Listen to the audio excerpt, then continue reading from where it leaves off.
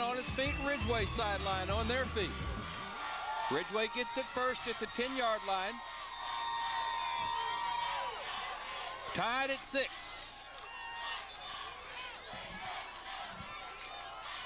Turn the clock off.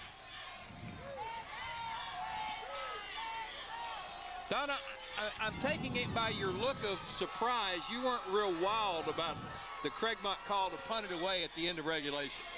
I don't think it was required in 2 seconds to risk a snap, a kick. Ridgeway didn't pressure the kick, and fortunately there was no return. Bradley Abram throws it complete. One play, one touchdown to Desi J. Lane. Boy, in 4 quarters we can only get 6 points. One play, 6 points. Well, it's the first time we've been at the 10 in that long, too. Good throw, good catch. I'll tell you, there was a lot more activity, a lot more enthusiasm than we'd seen here. Obviously, they knew what was going to happen. Now it's a matter of putting up that extra point that we talked about. I'm seeing that this looks like a go-for-2 situation right here, and not risk the kick. Go for 2, a 3-yard gain could give Ridgeway the big-time advantage, and now they have to call a timeout because they have to call a timeout and talk it over. And this, Don, you're right. This could be a huge play. You know, the one thing here in overtime, we do know that historically, Coronado has been a successful place kicker for Craigmont. If they score in their half of their first half of the overtime period, and it just does not look like they're going to try to risk it again with Eric Whalum on the kick. Now, when Eric tried the one extra point that he tried earlier on, there's no way you could blame Eric Whalum for the kick getting blocked because it was a jailbreak on the protection. Craigmont's guys were way in there, so we just never know. Samuel Thomas, the actual kicker for Ridgeway, missing tonight. On a religious retreat. And you had mentioned earlier. His teammates carrying on. And you had mentioned earlier it could come down to the foot of the kicker. Yeah. And instead it's going to turn to the feet of the running backs and the receivers and the quarterback, Bradley Abram, as they go for 2, leading 12-6 in the first overtime period.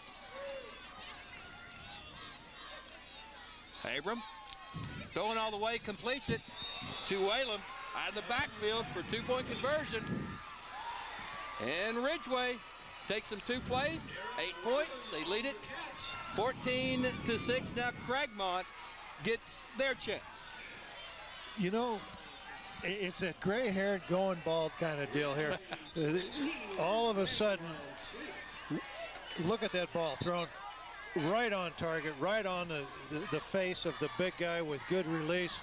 Abram is hot in the overtime where he was not so hot during the game throwing 2 interceptions. He just threw 2 completions and threw 2 interceptions during regulation. In this pass, right on target also. Yep, just free release the back out of the backfield. Nobody in the alley to the twin side there. Outside in coverage, but good position. And again, a very accurate pass. Right on Eric Whalum's face mask. You got to give it to Bradley Abram. When it's time to go, it's time to go. De'Aaron Williams under center. 2 receivers set. Oh, my goodness. Bull rush. Jeremy Swift knocked down almost the time he took the ball. Nico Hammer laid the hammer down. There lost back to the 15-yard line.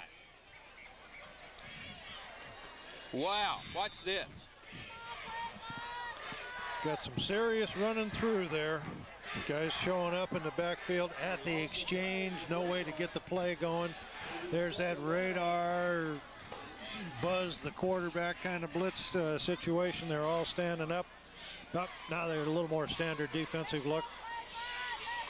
Doesn't mean they can't blitz, though.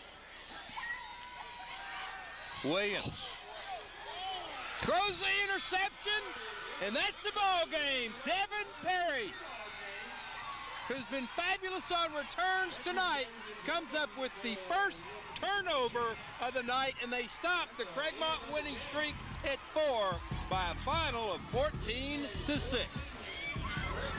We'll break away. Final score again, Ridgeway 14, Craigmont 6 on CSS. Our job here at Comcast is not to do just enough. Raleigh, Egypt, and the thriller is over. Ridgeway pulls out a victory over Craigmont 14-6. They turned the ball over 2 times tonight, but they got the only turnover Craigmont offered up, an interception in the end zone, and they walk out of here. They end the 4-game winning streak for Craigmont, and they improved to 6-3 on the season, and that's a big victory for Rod Brown and the Ridgeway Roadrunners. It's not going to go into the Hall of Fame as probably one of their best games, but they do go into their bye week with a win in good position.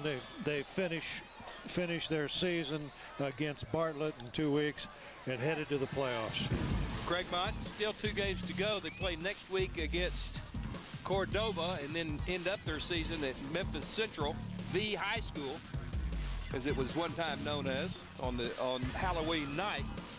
But boy, they got to feel a little dejected this evening. It was a heck of an effort. If not beautiful, it was still it was hard fought and difficult to lose a game in that way. 3 passes thrown in the overtime, all of them caught by Ridgeway. Make sure you tune into next week's high school game of the week as Mountain Home goes to West Memphis over in Arkansas. That's next Friday at 7 p.m. West Memphis, the #1 school in the natural state. So that ought to be a great game. Here's the stats on the evening. And those turnovers, that big #1 right there, Don, that was the costly one for Craigmont. Well, it came down to 48 minutes of frustration and 4 plays of execution. And at the end of the game, Ridgeway comes away with a win. Eric Hill had almost 140 of those 180 rushing yards for Ridgeway. He is the real deal. Yep, good game, good skill. As they run to the playoffs, they've still got some stuff to work on. Not finished products here tonight. And that will wrap things up from Raleigh, Egypt. The senior executive producer for CSS is Steve Thomas, and the senior coordinating producer is Russ Aaron. Our producer and director tonight has been Joshua Miller. For more information on CSS, including programming information, game information, and much more, log on to CSS-sports.com.